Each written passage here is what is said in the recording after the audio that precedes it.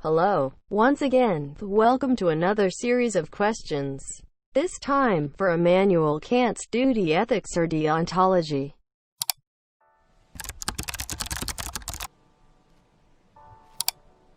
If lying is bad, whatever your reason is, because a lie is a lie, and it's our duty to always tell the truth no matter what the consequence is, what are white lies then?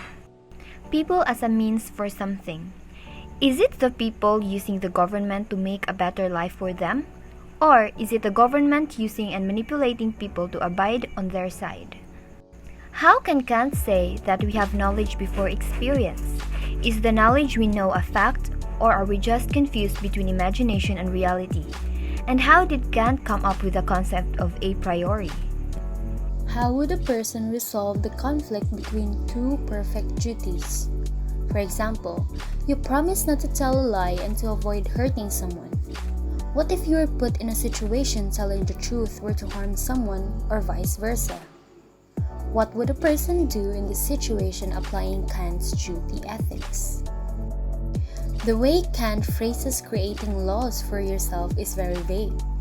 What if a person phrased a maxim which is universally acceptable, like per se, a man promised to never have sex with another woman when he is married, but proceeds to engage in oral forms of physical interaction? Does it mean this is morally acceptable because he did not violate his own maxim? So if we are unrestricted and should be free from external influences, what is the use of established moral principles by an organization or higher authority? Why do officials even exist? Why do rulers exist now, such as politicians? How are people with severe mental illnesses or illness able to formulate their own maxim to follow? What if doing something bad is done with good motives, one that can help other people or the society? Where did one's goodwill come from? It is said that the categorical imperative is the only source of authentic morality. Does this mean that the laws implemented by the government officials for us to follow are considered immoral even if their motives are for the good of the people? What is the importance of doing good when it does not contribute to one's happiness? How can you say that a person already achieves their highest good when it is based on doing goodwill? Is the person still considered good in itself when he or she has the inner principles in doing goodwill but has done a lot of mistakes in the past? If self-interest means not helping others, then is it still considered ethical?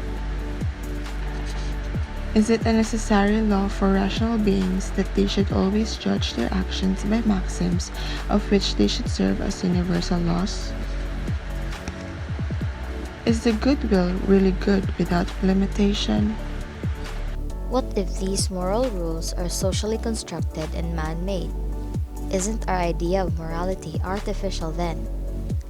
Why are rules still relevant if reason is a priori? Why are people so against homosexual relationships, abortion, or mercy killing? Doesn't the concept of deontology take away our freedom to choose for ourselves despite our actions and decisions not being harmful to others? If we follow command, it should be the command of reason. With the ongoing injustices, isn't the concept of deontology unrealistic, so to speak? How will the theory of deontology account for those people who grew up in different societies and cultures, who have their own pre-established preferences of duties or standard of good? How does this school of thought apply to cultural or religious beliefs?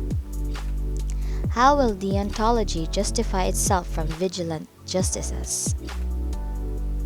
What if submitting to these said duties for good, not an emanation from the goodwill, and is just a mere submission to the standards? Will we still be, by then, virtuous or moral people? How is reason alone sufficient to determine what's right and wrong if a human is flawed in nature? How did duty become the determinant factor of morality? Knowing what's right and wrong even without commandments and imposed rules, how is this achievable in this current setting? If goodness is motive-centric, and a person denies to do good or help a person in need because it is against their motives, will this mean this concept is paradoxical? Did Emmanuel Kant really apply his belief autonomy of the will during his time? Did he not conform to any organization's rules and regulations? How did Kant manage to live his belief autonomy of the will despite his opposition to the external influences? Did it make his relationship with others have a better understanding and agreement? How is compromise even possible if we should be free from external influences? What if the majority of the people might use this notion as an excuse for their undesirable action of free will? Isn't it counterproductive?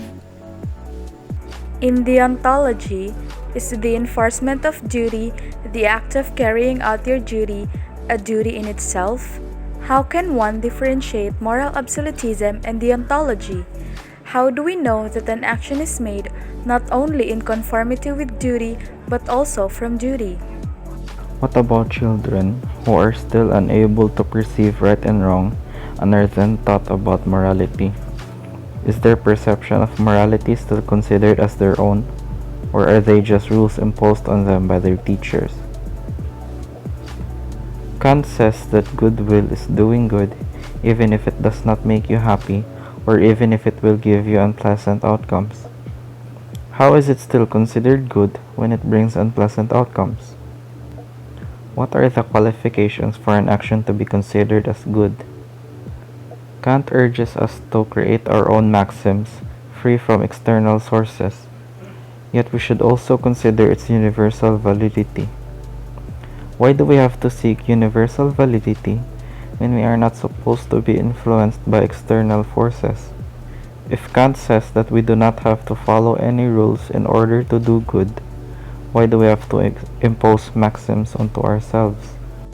If we are required to do good to make someone happy, even if it doesn't make us happy, isn't this against a person's will? What if all the people follow the same universal maxim? What would happen to the world? If the laws of a government are considered as heteronymous, does it make our will as citizens a heteronomy of the will?